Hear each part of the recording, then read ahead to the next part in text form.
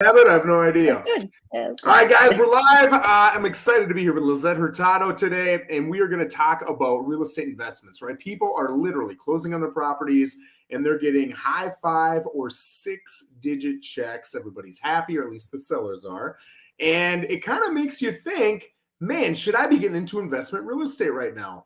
We've got rates going all over the place. Prices continue to go up. It doesn't seem like rates are really having a big impact on them. So what do we do in a market like this? And I'll tell you, we kind of talked about, or at least we said we were going to discuss rents, right? Like buying and holding and renting it out, and then flips, which is buying it, putting some sort of level of work into it, and then reselling it and getting that difference, and wholesaling.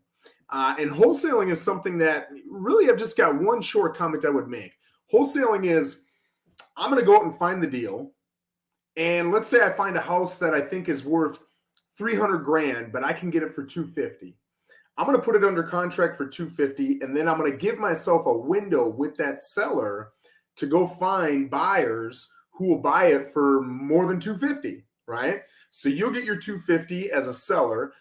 I'm going to get my 250, but I'm going to have to pay you your 250, and then I'm going to get the difference of whatever you're paying me. So if you're going to pay me 260, I get 10 grand. If you pay me 270, I get 20 grand, whatever it is. So as a wholesaler, you're not really involved with the real estate itself. You're not really doing any of the work itself.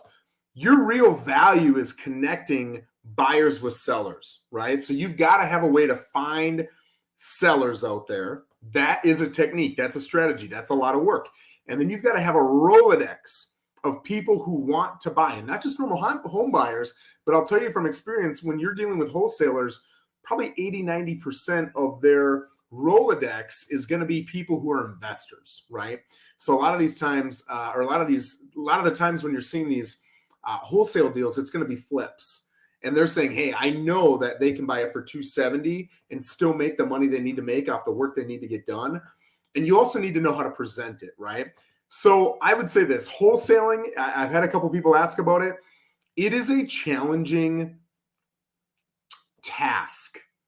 To buy and hold, right, rent it out, to flip is something that I think anybody can do, not necessarily, successfully, but you can do it. But if you're going to wholesale, it's really a next level skill. So I want to focus today a little bit more on those other two. And Lissette, I'm going to switch it over to you. Tell me, in this market, is this the best time to purchase a rental in your opinion? It's tough because the market is high right now.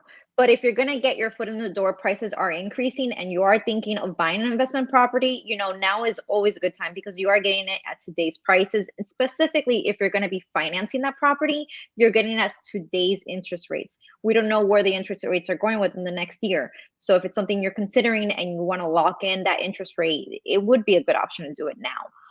When it comes to flips, like you mentioned, it's really important to get that property at a point where you think that you could have the profit, that margin of actually putting it back on the market after you've done all the work and walk away with a check. So yeah, running the numbers is just really important in any market, specifically in today's market. So we've done a lot of flips. We've also done a lot of rentals. And I'll tell you, with rentals, there's a lot less risk, right? Because the whole idea is I'm going to buy and I'm going to hold it for 10, 15, 20 years. And my mortgage is going to go from whatever I buy it for down to zero eventually, right? That's the goal. So, because it's such a long time, it's 10, 15, 20 years, even if you would have bought at the peak of the market right before 2008 hit, and you would have bought at the peak, if you would have waited 10 years, your home was worth more than it was when you bought it, right? And that's literally the worst market we've ever seen and probably will ever see in our lives. So if you're in a buy and hold, the risk on price is pretty doggone low. You're making that cash flow month to month. That's the big situation. And I'll tell you, mindset wise, by the way, guys, if you're on YouTube, if you're on Facebook, you got questions, you can put them in the comments and we will absolutely address them before we're done here. But the mindset is, in a market like this, Joe, prices are high, rates are high. I need to wait until they come down and then I'll buy an investment property. But what happens to your mindset when the average home is 400 grand, let's just say, and it comes down to 3.25, right? Mm-hmm. So that's an almost 20% drop. I can tell you from experience, everybody is going to say, Joe, the market's crazy right now. It's dropping like a freight train. We don't want to buy anything until it settles a little bit, right? And then for the 2% of people who buy in that window when it's hit the bottom and goes back, great, man, you hit the jackpot. And looking at a chart like that, it's so easy to say, well, that's when I would buy. That's when we'd all buy. But the odds of you being able to know when it is and pull the trigger during that time on a property that fits all the, checks all the boxes that you're looking to check, it's incredibly low if you're being realistic with yourselves. So then you get the people, they don't buy on the way down because, oh, it's scary, it's scary, it's scary, it's scary. Then it pops back up. And then 3 months later, they're like, well, I missed the bottom. So now I don't know if it's a great time to really do it, There's always excuses. So what I find is you've got real investors and you've got bullshit investors. And real investors, right now, rates are high, prices are high. Guess what else is high? Rent. So when you go pay all that money and your monthly payment is higher for doing so, your rents to cover it are also higher. Now, when you see home prices dipping down, guess what also tends to dip down and did dip down in 2008 and 2009? Rents. So as those prices go down and you're like, yeah, I can buy, you're going to have less rent to cover it. So there's pros and cons to both markets, but in all honesty, kind of like you said, you were talking more about the flips, but really with the rentals, for us, it was always, can we cash flow to $200 a month? If I can purchase it, however, right, whether it's cash or I've got a loan or whatever it is, and I can make $200 a month, that'll cover a lot of the repairs, if not all the repairs that I'm going to have. I'm going to make a profit, and I have somebody else paying down my mortgage, and I've got the appreciation, and I've got the tax benefits. All of those things combined, if I can make $200 a month, I'm happy. So I don't care if the average price of a home is $1 million. If I can start to get those numbers that make sense and net me $200 a month, it's a no-brainer. What do you think of that, Lissette? No, I couldn't agree. I couldn't agree even more with what you just said. When it comes to rentals, that is the benefit, that you do have someone that is paying off your mortgage or paying on the property, and you're having that income coming in to you. As opposed to flips, I'm a little bit more cautious when it comes to flips and compared to rentals. So moving into flips, I'll tell you, just to get into the mindset of a seasoned investor, in 90% of markets, you're going to look at what the market price is today. You're going to look at, so we can attribute numbers, right? Let's say, hey, if this home was in the condition I know it should be in, if it had the kitchen remodeled and the carpets were ripped out and they put in new tile and the roof was new, this would be a $500,000 home. And it's going to take you $100,000 to get there. And that your closing costs to buy and your closing costs to sell, let's say all of that is going to be $70,000. You got to put $100,000 in, you got to put $70,000 into costs, right? And part of those costs might be holding costs as well, because you might have to have the property for maybe 60, 90, 120 days to be able to get done the work that you need to get done, right? And in that time frame, you're going to figure it out better and better and better and more accurately the more you've done this. You got to calculate that in there. But let's just say it's 170 total, right? Well, that's 500 minus 170 is 330. I'm not going to pay 330 as an investor. I got to pay less than 330 because that less than is my profit. So that's where a lot of these investors are starting to negotiate, right? It's, do I need to make 20 grand or do I need to make 50 grand, right? And that's where they're negotiating. Now, in most markets, you're going to say, okay, the 500, it's worth 500 a day. That's the number I'm going off of. In this market we've seen in the last 2 years, investors are looking at, okay, I'm going to close in 30 days. On average, homes are going up 1% to 2% a month. And I know it's going to take me 30 days to close, and it's going to take me another 90 days to get on the market. That's 4 months. That's 4 to 8% additional. Even on the conservative side, let's plan it's going to be up higher, 4%. Of course, some of your costs are going to be 4% higher too when you sell, right? But all of that math shows upward trends of numbers.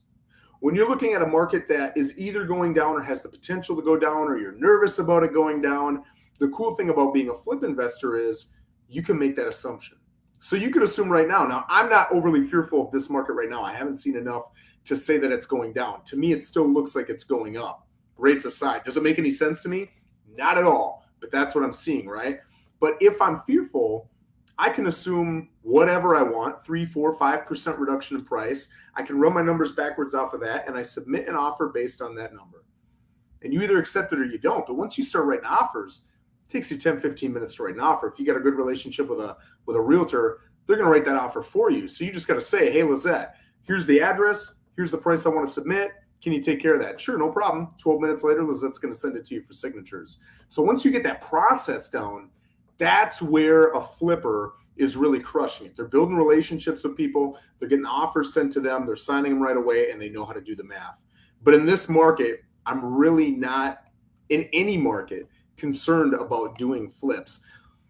I will say in markets that are reducing or have the potential to reduce or are a little bit riskier, you don't want to put massive amounts of personal capital into the market, right? If you do that in an upward market, you can really leverage yourself. In a downward market, eventually it's going to go down. It could be next week. It could be next month. It could be 3 years from now. No idea. Nobody knows.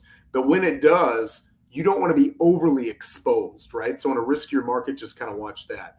Lissette, what are your thoughts on all that? As far as risk and reward are concerned, are you recommending to your investors they go more in a market like this, less in, or about the same? The great thing about investors, they really know where they stand financially in the position, and they're well educated. And for those that don't understand, always start small. Start with a smaller property. Start with what you feel comfortable with. Don't overexpose yourself. And get that property. Flip it if you're going to flip it. Put it right back on the market as quickly as possible, so you could lock in your profit or rent it. Again, I love the rental aspect of it just because of the long-term income, potential it has. But one thing I do like to say is that in any market, there's always opportunity. So don't just look at the market and think, well, prices are so high, I'm not going to find that investment property. We've done it. We've done the deals, and our investors are happy and cashed out and made a profit. So in any market, there's always an opportunity. Spot on. In 2008, 2009, rough market. I saw investors make a mint. And in the last 2 years, while the market was going up, I saw investors make a mint. So it really doesn't matter what the market is. And people who are not serious investors are going to find excuse. I mean, this is with anything in life, right? You can talk about your finances, your health, your relationships, your business, your whatever. There's people who are going to find excuses not to do it all the time. And there's people who are going to find excuses to do it all the time. And that's just who you're going to be, right? So you have to decide, is this something I seriously want to do? And if it is, connect with a professional. Call me, call Lissette. We'll sit down, we'll do lunch with you. We'll explain everything you should be looking at, the numbers, the risks, the considerations, who you need to be connected to, and now you can make a good educated decision. But you've got to have a little risk tolerance, and you've got to be able to pull the trigger. And guys, I look at it this way too. You're probably going to do well on an investment. But imagine in your investment, you lose $3,000, $4,000, $5,000. Let's just say. How many people are out there paying for a college degree and they get this out of it? They say, I don't have a job. The job I got is $12.75 an hour. Man, I paid $50,000 for that piece of paper that's getting me nothing. Guys, you're probably going to win on an investment. And if you lose, you're not going to lose the whole thing. It's still worth something, right? So look at that as your education. And I'll tell you, if you do 10 deals, you're going to win on 7, 8, 9 of them. You just are. So get out there. If you're serious, get educated. And I say do it. Lissette, any last words, nuggets? No, that was great information, Joe. I really appreciate that. Awesome. Well, guys, if you truly want to move forward on an investment and you've got very little experience, maybe no experience, you want to sit down, do lunch, anything like that with Lissette or myself, feel free to reach out anytime. Other than that, have an absolutely fired up week. Take care. Have a great one, guys.